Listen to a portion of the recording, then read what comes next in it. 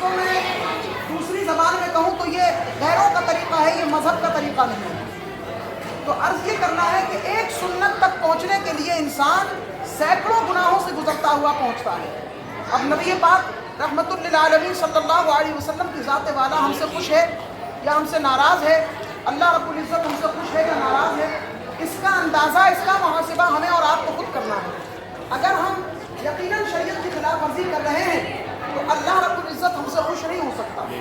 تو آج ہم انسان کو خوش کرنے کے لیے کچھ کام کر لیتے ہیں، لیکن اس سے رب العزت کی ذات ناراض ہو رہی ہے۔ اگر انسان ناراض ہو جائے اور اللہ خوش ہو جائے تو یقیناً ہمیں یہاں پر بھی بیڑا پار ہے اور آخرت میں بھی بیڑا پار ہے۔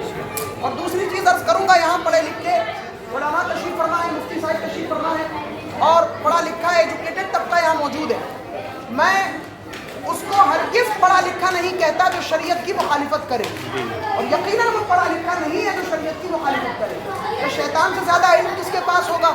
شیطان تو بہت بڑا عالم تھا، فرشتوں کو پڑھایا کرتا تھا، ہم تشریف رکھتے ہیں، لیکن وہ مردود بارگاہ ہو گیا کچھ وجوہات کی بنا پر۔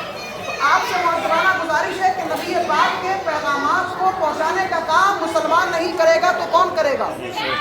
اگر ایسے دور میں، ایسے وقت میں اعلانیہ طور پر شریعت کو نہیں بتایا گیا اور ہم نے اپنے بچوں تک دین نہیں پہنچایا، یقیناً ہمارے نسلوں سے اسلام نکلتا ہوا دکھائی دے گا۔ اور اگر اسلام ہماری نسلوں سے نکل گیا، ہمارے بچے مسلمان نہ رہ سکے، تو پھر ہم تنزلی کا شکار بن چکے ہیں، مزید اور گڈھے میں چلے جائیں گے۔ تو میری آپ سے ریکویسٹ ہے، گزارش ہے، اپیل ہے کہ آپ اپنے گھروں میں اسلامی ماحول کو ترتیب دیں، اور جہاں بھی جائیں اللہ نے فرمایا یا ایھا الذین آمنوا ادخلوا فی السلم کافہ، اے ایمان والو اسلام میں مکمل طور پر داخل ہو جاؤ۔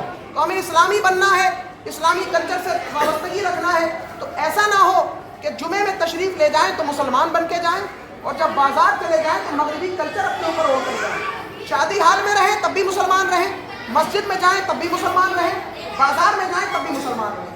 کسی صورت میں ہو آپ ہر حالت میں اپنے اوپر اسلام کو غالب رکھیں، ایسا نہ ہو کہ دوسرا آپ پر غلبہ اختیار کر لے اور آپ جہنم میں جانے کا کام کر لیں۔ اللہ رب العزت ہم سب کو کہنے سے زیادہ عمل کی توفیق عطا فرمائے۔